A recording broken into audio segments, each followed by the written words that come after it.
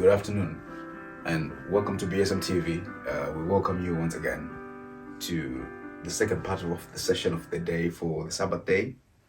We had a wonderful message this morning, and God has yet given us another opportunity to pry into the scriptures.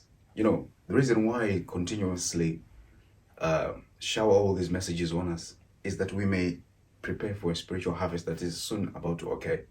So let's embrace all these moments and let's embrace all these opportunities and avail ourselves of the spiritual enlightenment that we need in these last days of peril. Right, as our topic already suggests, it says, amend your ways. Or, in other words, how I might put it is, how does backsliding? Okay, so we're going to be striking in between these two topics. It says, amend your ways, or in other words, how does backsliding? Okay, right. So our first reading is found on Patriarchs and Prophets, page 717. PP 717. That's our opening quotation. That's where it's coming from. What does it say? The Bible has little to say in praise of men. Have you ever seen that? If you read through the scriptures from the beginning unto the end, except for when it talks about Christ, it has got less praises of men. No matter how wonderful things that they have accomplished, it doesn't say as much of the things that they have done. Why? Let's move on. Little space is given to recounting the virtues of even the best men who ever lived. Isn't that a fact? It's a fact. Because if you go through, you'll see that even the greatest men who have ever lived, there is a little account of the virtues that they have done or that they possessed, right?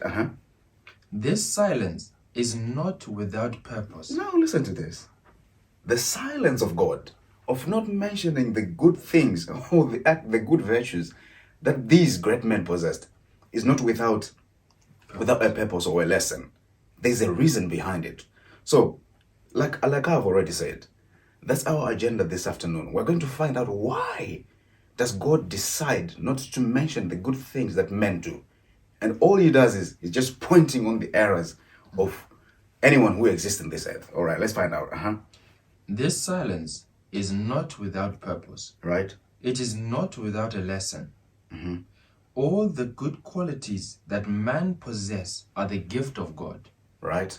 Their good deeds are performed by the grace of God through Christ. Since they all owe to God, the glory of whatever they are or do belongs to him alone. Right. They are but instruments in his hands. Did you hear this? It says, all the good qualities that men possess are the gift of God. So, all the active virtues that they had, the good characteristics that they possessed, it all belongs to God. That's why he doesn't talk about them. But when it comes to the opposite of it, which are sinful practices, those they belong to man. They belong to mankind. That's why God has to mention them, calling spade a spade. Right. Let's go to Ecclesiastes chapter 8, verse 11. Verse 11. Why is God telling you and me to amend our ways? How does the process of backsliding? Okay, we want to find out. Ecclesiastes chapter 8, verse 11. Because sentence against an evil work is not executed speedily, therefore the heart of the sons of men is fully set in them to do evil. Did you hear this? Because sentence against an evil work is not executed speedily. Instead, for a sentence not to be executed speedily on the offender, in other words, or on the flip side, it actually strengthens the hearts of men to fully commit evil. This is what God is saying. Because sentence against an evil work, let's read it one more time. Because sentence against an evil work is not executed speedily, therefore, did you hear? There's a therefore right after the comma. It says, therefore, the heart of the sons of men, is fully set in them to do evil. What a verse. What a verse. Why is God telling us this? He's telling us this because he's beholding the actions of the sons of men. And all he says that while he's trying to bear with our iniquities, our transgressions, we're actually becoming worse. In actual fact, we're becoming worse. Our hearts are becoming more even hardened to resist his imploring spirit, which is always wooing us unto heaven. Right, let's find an explanation for this. On 2SC 1, 3.4. What does it say? Most of our people are so deeply asleep. Right, listen to this. Most of our people, what people are we talking about? People who are waiting for the soon coming of Christ. Yeah. People who are preparing for the kingdom of Christ. People who are proclaiming this message of the branch. People who are proclaiming the feasts. We're not talking about somebody, anyone else who's outside. No. We're talking about the people who are right with us at this moment. Yeah. Right? So most of our people now, this is what frightens me. When you say most, which we mean to say we're talking of a greater margin. Most of our people are so deeply asleep. If it was just like a light sleep, then yeah, I was going to, kind of give it an understanding to say, okay, it's a light sleep. If anything comes, they are easily woken up. But that's not the case. God is saying they are so deeply asleep, right? Most of our people are so deeply asleep, right, and so greatly stupefied, right, that it seems there is nothing that can fully awaken them. Did you hear this? So greatly stupefied that it seems that there is nothing that can fully awaken them. A message can be preached on the pulpit, a message that comes directly from God to awaken them. They're never awake. So we want to find out, why is this case existing among us as a people, right? They study the message and admit it to be the truth for this time. Messages are preached. They study the feast. They study the Levitical law. They study the ministration of Christ in the Holy Sanctuary. They study, all the important aspects of our message. We know them. You know them. I know them. People know them. We are we are well informed when it comes to these things. But what happens? They study. They study the message and admit it to be the truth for this time. Right. Rejoice in it and speak it to others. We rejoice in it. We preach it to others. Isn't it what we do, brethren? Isn't it what we do? What we do. We rejoice in the message, basking in the rays of light. We're enjoying every moment, every aspect of this message, and even preach it even to others, right? We rejoice in it and speak it to others, but they do not catch on the points which reprove their own personal sins and carelessness. Did you hear this now? This is where God has got a massive, massive, massive controversy with these people. We preach the message to others. We are rejoicing in the message. We are enjoying the feast. On a new moon, we are not at work. On a Sabbath day, we are here. On the feast of Pentecost, of Tabernacles, and of Passover, we are in Jerusalem. But God has got a big controversy with these people because we do not catch on the points which reprove our own personal sins and carelessness. Right? By which they break both the moral and the physical laws of God. Do you see now where the slumber or where the sleepiness is coming in? Yeah. Rather, I would say the stupidity. Because God is saying, we are holding a message that will save the world.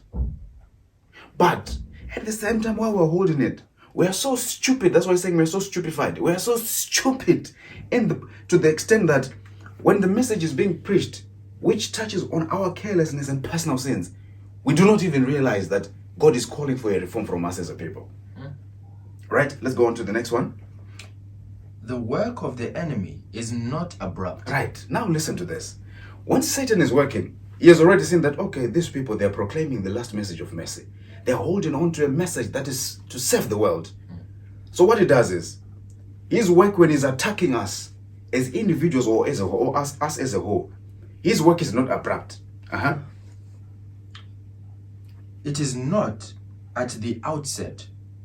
sudden, and startling. Do you hear this? When Satan is attacking people who are so much elevated on the platform of truth, he doesn't just abruptly attack them, or even at the outset, just sudden and startling, so that everyone will be like, what happened to them? It doesn't work like that. What does he do? It is a secret undermining of the strongholds of principle. It is the secret undermining of the stronghold of principle. All right. I'll try to explain this in more simpler terms. What does it mean? The feast will keep them. Sabbath day we're there. New moon we're there. Every other doctrinal messages, we understand them fully. Right. But there are personal sins that we harbor, personal inclinations to evil that we cherish in our hearts, whereby when God comes with a message of reproof and he tells you, he tells me, right, that you need to discard yourself from this, you need to detach yourself completely from this particular act, what do? We cherish it secretly. Do you hear? It can be hidden from the sight of man. It can be something you cherish because it's your idol.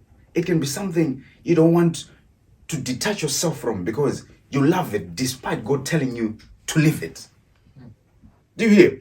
So now we are being told that this is the wisdom of God. The work of the enemy is not abrupt. He's very clever. He has got more than 6,000 years of experience. He's very clever. He has been doing this for years. Right? So his work is not abrupt. He knows when it comes to doctrinal stuff, he has got nothing to say to you.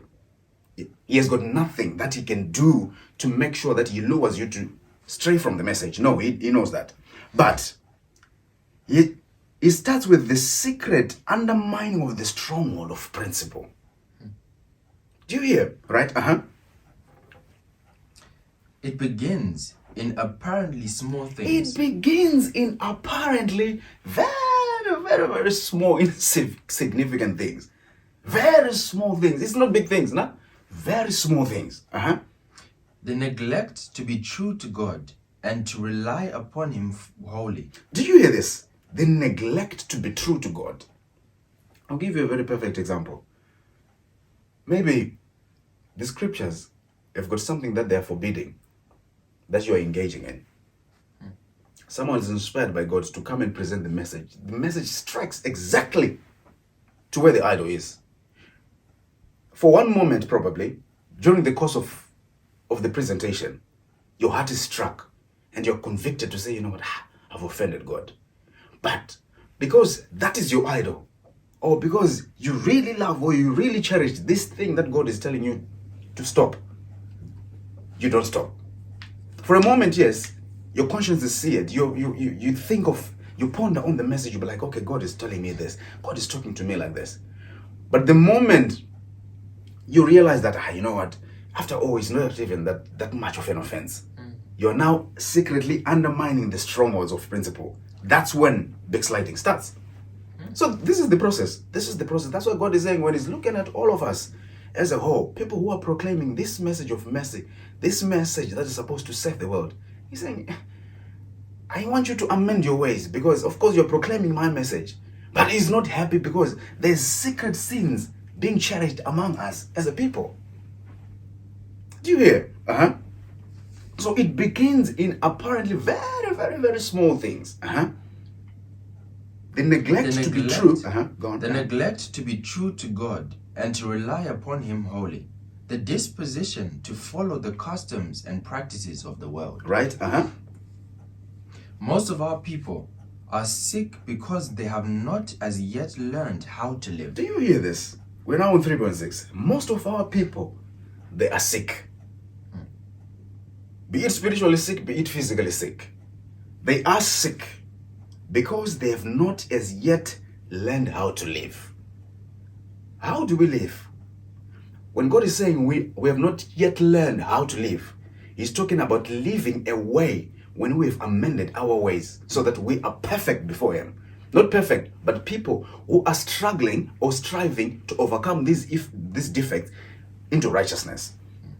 Right? Correct your habits. Correct your habits. Do you hear? Right. The statement started saying, Most of our people are sick because they've not as yet learned how to live. Then it goes on to say, you need to correct your habits. What are the habits? You know, some people have got a very, very, very nasty habit of saying, if a message is presented, that they know that this message is clearly for them, they fight it, or they start saying, all they do is preaching about people who has mentioned their evils, who has mentioned their sins, who has talked about them. God is saying you need to correct that habit. The habit of saying when a message is being presented, or a message has been presented to help you as a person to become a better person, you need to correct the habit of taking it or shoving it to somebody else, or taking it and saying it's pointing to somebody else. Just take the message as if it's literally coming to you. It's God who is speaking directly to you as a person, right? Stolen waters are sweet, and bread eaten in secret is pleasant. Did you hear this? This is Proverbs chapter 9, verse 17. You know, people, we enjoy. Anyone can testify of this. We enjoy the forbidden stuff. That's why the Proverbs is saying, stolen waters are sweet, and the bread that is eaten in secret is pleasant. How is it pleasant? When you're doing those small little sinful acts in secret, they're tempting to, they want you to continue doing it. They want you to continue doing it. Because, the feeling of doing something illegal and you're almost caught, but you're not caught, exhilarates you. It fuels you to keep doing more, because the moment you say, that was a near miss, I was almost caught, you keep going on to it. You keep going on to it. You keep going on to it. That's why God says in Proverbs as well, he says, surely the net is spread in vain for a bird that is already watching. That's stupidity. So if you're a person now who is taking the wise counsel of God, it's better to correct those bad habits of what? Of being accustomed to doing the illegal stuff and enjoying them. Because he says, stolen water, is sweet, and the bread eaten in secret is pleasant. But if you continue with the verse, it says, but the end thereof are the ways of death. You hear, right? Cast away from you all transgressions. Cast away from you all your transgressions, right? Whereby ye have transgressed, and make you a new heart, a new spirit. For why will ye die, O house of Israel? Right. For I have no pleasure in the death of him that dieth, saith the Lord God. Wherefore turn yourselves and live ye. Did you hear this? So God is saying, for I have no pleasure in the death of him that dieth. Why dieth? Turn yourselves and live. Let's go to 3 BC 1166.3. We want to connect these two scriptures. God's long suffering leads some to carelessness. Right, we have been told that because sentence against an evil work is not executed speedily. So what I wanted to say, right, is let me reiterate this point. You do one sinful act, because God doesn't strike you directly one time after you have done it. You think, he has spared me. All right. You do it the second time. Do you know what you're doing? The barriers are being broken down. You do it for the second time, you realize, I thought I was going to die, but I haven't. You do it the third time and the fourth time. Do you know what you've done? It says here, you've undermined the strongholds of principle. After you've undermined the strongholds of principle, which has been keeping you from doing all those things, you're now left to the buffeting of the evil one. Because you've exposed yourself to sin. You've exposed yourself to evil. You are now part of it. You are now exposed to it. From then on, going down, you can do literally anything and everything you've never imagined you can do. Do you hear? So here, we're being told that God's long suffering leads some to carelessness. Because after you have sinned, He doesn't strike directly. Some people, it actually, after God has spared them, they become even more careless, other than the first time when they were so afraid when they offended Him. Right? Okay. In His dealings, with the human race. Right. God bears long with the impenitent. When God is dealing with the human race, he bears very long with the impenitent. Right? He uses his appointed agencies to call men to allegiance and offers them his full pardon if they will repent. He uses his appointed agencies to call men to allegiance and offers them his full pardon if they will repent. What are we saying here? You know, God has got so many avenues of communicating his light to us as a people. Sometimes he might send even someone, probably someone who's related to you, someone you know, someone you don't know, to tell you to stop doing something that you're probably doing which is offensive to God. Yeah. Right? Those are his appointed agencies. Why? The reason why he's telling you this is because he wants to offer you full pardon if you will repent. Yeah. So it's a chance that he's giving you to amend your ways. Do you hear this? It's a chance he's offering you to turn yourself away from this evil and walk in the path of righteousness. But we're being told that this long suffering of God on his part actually leads some other people to carelessness. Right? But because God is long-suffering, Right? men presume on his mercy. Now, because God is long-suffering, this is what breaks my heart. People now presume upon his mercy. Do you hear this? I'll give you an example. Do you remember? Okay, I'll start with Aaron, the high priest of the children of Israel. This man, God was telling him so many times about the sinful practices of his sons. They were very evil, they were very vile. God told him several times about him to discipline his children, so many times. Until to a point that, you know, these boys, when they were officiating in the priest, when they're doing their priestly duties, they were now so accustomed to say, you know, whether we are drunk, whether we are not drunk, we can still offer incense anyhow. Or we can still offer, you know, the sacred fire anyhow. The common and the sacred, they were just mixing it. But there was a time, there was a day when God said, enough is enough. He killed them. Not only killed them, but he told the father not even to make a quack. Not even to make a sound, because he didn't want to hear anything from him. But for how many years were those boys officiating in the priestly office? So many years. So many years. Same applies to the priest Eli. His boys, they died.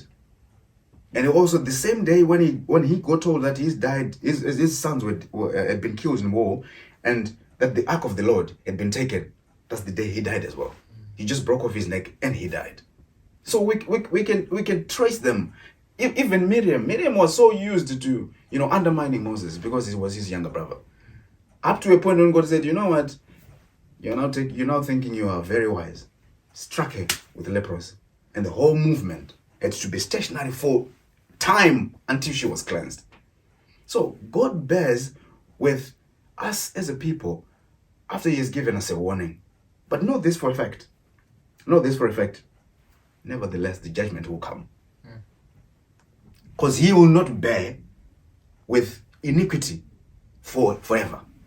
There will be a time which he says a day of reckoning, when he just says, you know what, the cup is full now. I've given you this opportunity. It could be thousands of times. But probably the 999th, when you are not aware that this will be your last, that will be your last. So why perish ye, our house of Israel, as already asked us? Why not turn ourselves away from this evil? Why are we still being given the opportunity to amend our ways and amend them and walk in righteousness? Do you hear? Let's move on. The patience and long suffering of God, which should soften and subdue the soul. Now, the patience and the long suffering of God now, which should soften and subdue the soul, to say, you know what, when I should have died, I did not. Yeah. This should subdue the soul. Yeah. Right? Has an altogether different influence upon the careless and sinful. Do you hear this? this opportunity that, you know what, in that accident, hey, I should have died. What breaks my heart is it has got an altogether different influence upon The sinful and the careless. Because do you know how do you say someone is very sinful and careless? It's because the very same experience that nearly killed them, that nearly destroyed them, they're only shaken for a bit, and then after the experiences are slowly fading away from their memory, they continue doing it. They go back to the very same things that almost destroyed them. That's when you realize, you know what? Someone is very careless. Someone is very sinful. Because if you're someone who's very wise, you learn from these experiences and completely shun going through that direction. But if you're someone who hasn't got sense, who hasn't got brain, who hasn't got a mind to reason, you will go back to the same old paths which nearly destroyed you. It's like someone who goes to a harlot, spends the night with the harlot, almost contracted these modern diseases. They go to the doctor and said, like, this one was just at the beginning of the disease that are going to kill you. But fortunately, because you came earlier, I'm going to cure them because we are right at the early stages. You're like, God, you are so grateful. I'm so grateful. Thank you, Lord. Doctor, you saved my life. Then a couple of weeks later, you go back and you even do worse. That's being very sinful and very careless. Do you hear? So it's the same similar experience we have as a people. God is giving us opportunities to amend our ways. What do you do? What are you doing that God has been telling you to stop so that you walk uprightly without fear of failing or without fear of death? Walking uprightly in the sense of a man and a woman who is being led by God to righteousness. What are you doing? What is it that you do? Right, let's move on. So the patience and the long suffering of God, which should soften and subdue the soul, has an altogether different influence upon the careless and the sinful. In his dealings with the human race, God bears long with the impenitent. Right. He uses his appointed agencies to call men to allegiance and offers them his full pardon if they will repent. No, we read that one. Is the next one here. The patience. The patience and long suffering of God, right, which should soften and subdue the soul, has an altogether different influence upon the careless and the sinful. Right. It leads them to cast off restraint and strengthens them in resistance. Did you hear this? Because they were supposed to have been destroyed by a certain experience, and God spared them. Instead of this to soften and subdue them, it actually leads them to cast off the restraint and strengthen them in resistance. It's it's the same thing that happened. Like, I'll give you you remember Samson. His family, his friends, his elders, the people who cared for him, told him to stay away from Delilah. They told him thousands of times. And because these people were telling him, it was actually strengthening him to continue going after Delilah. I've seen this similar experience in our day today. People are being told to stop, going through a certain forbidden area. But for the same reason that they're being told to stop going in that direction, it actually strengthens them to continue going forward boldly, defying all restraint or any admonition to stay away from those practices. That's what God is saying. That's being very careless and being very stupid.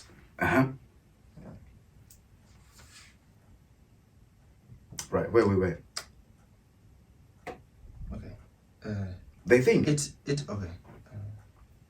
leads, though they think that the God who has borne so much from them will not heed their perversity. Yeah. So at the back of their heads, these people, the reason why they keep going like, you know what, God has been saving me from so many things. You'll still save me. If this is not meant for me, eventually it will just stop. That's what they tell themselves. Because they think that God who has bought so much for them will not heed their perversity. He'll still find a way, to take them out miraculously. That's like what he's been doing in the past. Right? If If we Uh-huh. if we lived in a dispensation of immediate retribution, Now, look at it this way now. Let's say we were living in a dispensation of immediate retribution. As soon as you commit an offense to God, strikes you. If we lived in such a dispensation, offenses against God would not occur so often. Did you hear this? Offenses against God, they would not even occur so often as we witness them today. But though delayed, the punishment is nonetheless certain. This is what frightens me when it comes to the dealings of God with his children. We are not living in a dispensation where as soon as you sin, he strikes you, no? But he delays the punishment. But know this for a fact, it's not less certain. It will eventually come. Yeah? It will eventually come. You don't even know probably the next step you're going to take from this moment. This is why probably he's given us this message. He's warning you, he's warning me to stop from whatever we've been doing for all this past experience. How do we know that after today, probably the next step we're going to take, if we are going to commit the same evil practice, that will be our last. It might not be tomorrow, it might not be after today, but know this for a fact. The punishment is nonetheless certain. It will come. Right. Let's continue now.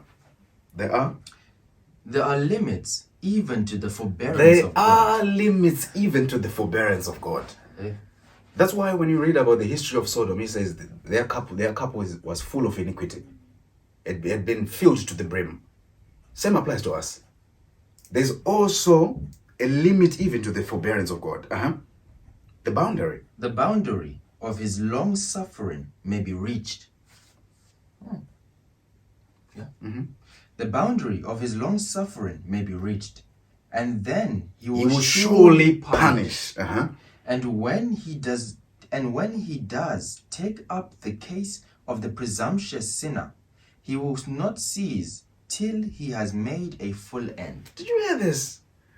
So someone now, this is what breaks my heart. God is calling a person who, when he has given warnings after warnings, to stop going through an evil course, but then the person deliberately chooses to ignore all those warnings and continues walking or treading in the path of iniquity, he's calling that person a presumptuous sinner. Because you're presuming upon his mercy. You're presuming upon his grace. Because he keeps shielding and protecting you. And for that reason, you continue being boldened in transgression. But know this for a fact. When he comes or when he descends upon your case, he will not stop until he makes a full end. Yeah? No one. Let's go back to 2SC1, 2SC1, page 3.8. That's the one we're reading now. No one can successfully be prompted to a higher position. No, it's promoted, so it comes there. No one can be successfully promoted to a higher position until he proves true and proficient in a lower place. Right? Says the Apostle Paul, whether therefore ye eat or drink or whatsoever ye do all to the glory of God.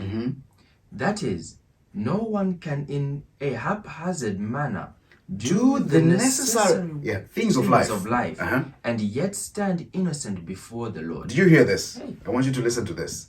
It says, no one can in a haphazard manner do the necessary things of life.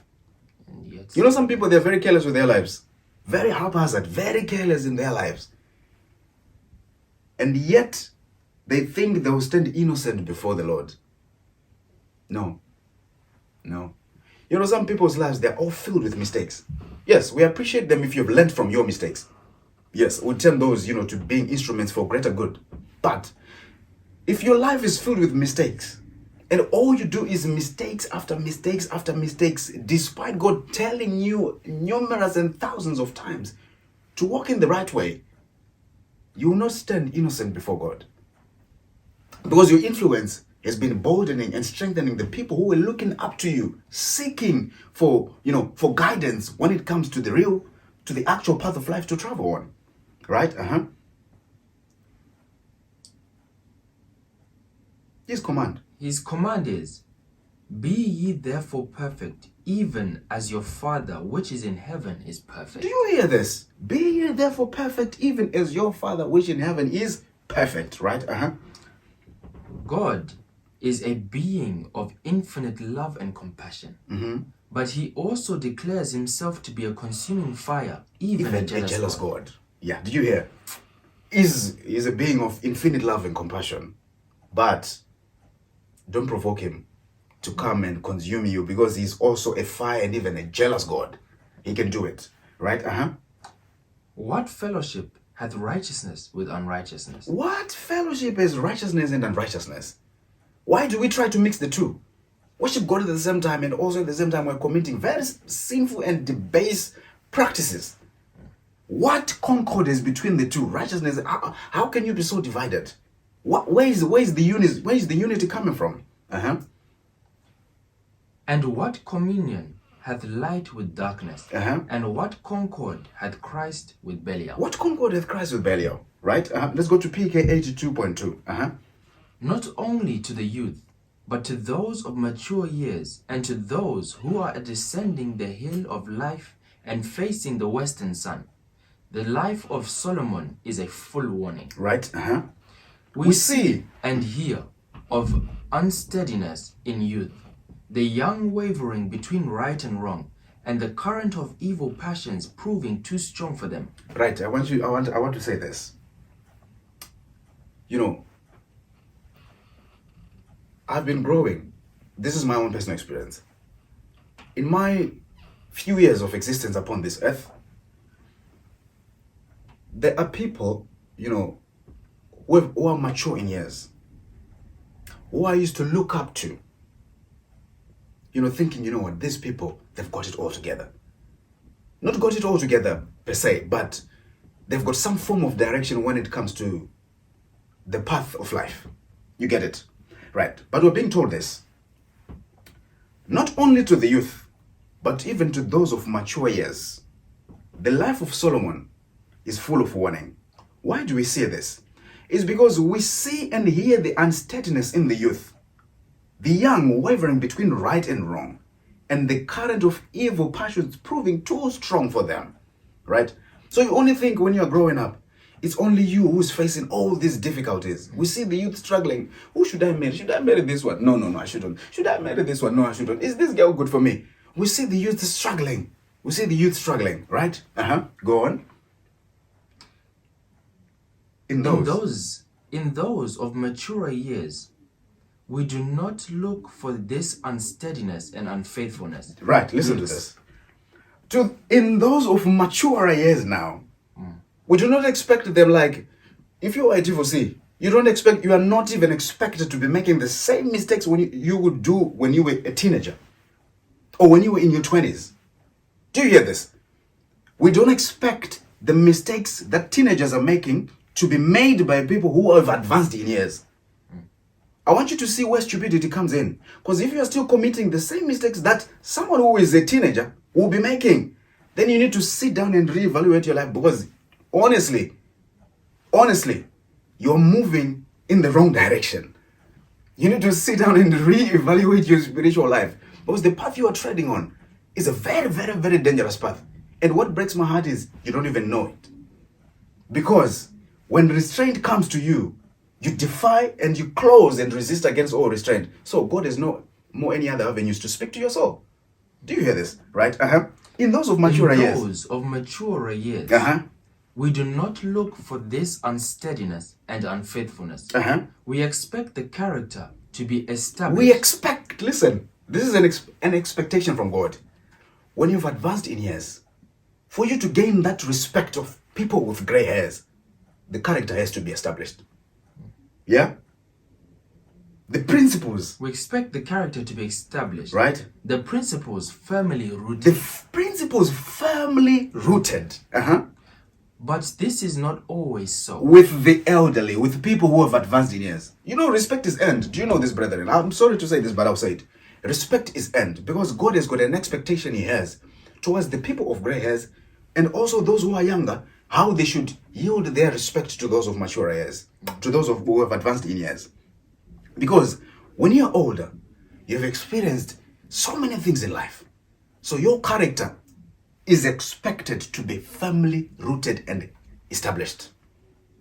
But how would you be respected if you are opposite to this? If you're still engaging in sinful practices, you know, it's the same as someone who has got gray hairs, but they're still competing with those who are in their teenage years. People, anyone who knows will surely say, will say, what is this guy doing? Is it like a midlife crisis or anything? That's what people call it nowadays. But what God is basically telling you and me is, we need to amend our ways. Do you hear? But this is not always so. When Solomon should have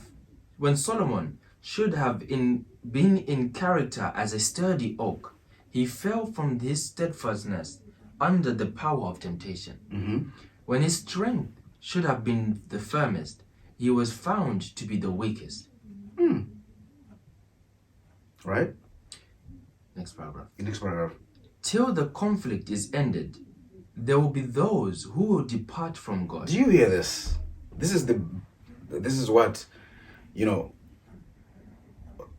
what breaks my heart, because we've been told that the people of God who are proclaiming His message at this particular time, present time, they're very careless and they seem to be so stupefied, right? They are also deeply asleep. So, while God continues to shower messages of warning and reproof, if they continue to bolden themselves in resistance against the pleadings of His Spirit, what will happen? There will be those who will depart from God. Yeah. Do you hear? Satan will so shape circumstances. So Satan will so shape the circumstances that unless we are kept by divine power, they will almost imperceptibly weaken the fortifications of the soul. We need to inquire at every step, is this the way of the Lord? Do you hear this, brethren? At each and every step of life, is this the way of the Lord? If spiritual leaders are coming to speak to you, to guide you, to show, to tell you, you know what, this is not the right path. This is not the right path. Why should you walk in this road? This road is wrong. That's when you need to sit down and evaluate your course of action. Is this the way of the Lord? Should be our guiding principle, should be our compass to show us the path of righteousness. Do you hear this, brethren? So we can go on and on and on and on, and we can never say enough. But one thing for sure that I do know is, have you seen, from what we have said so far, from when we started up to this particular time, have you seen the process of backsliding? It starts in apparently very small things. Very small things. Some things you might even call insignificant. But God is very closely following on our course because He wants us to be perfect. He wants us to be guided by His Spirit and to improve from all these opportunities and experiences before it descends on us like a consuming fire. So it's up to you, brethren. It's up to you. Decide whatever you want to do, but know this for a fact. God has given us this message to tell us that you and me, we need to amend our ways. Sit down and evaluate. What is it that guides you? Is it the words of God, or it's something that only comes from you alone, that prompts you to continue moving in a course of action that is contrary to God's way of dealing? So choose ye this day whom you will serve. I wish you all the remaining hours of the Sabbath. May they be pleasant and may you be blessed. May God bless the reading of His word and have a blessed Sabbath day.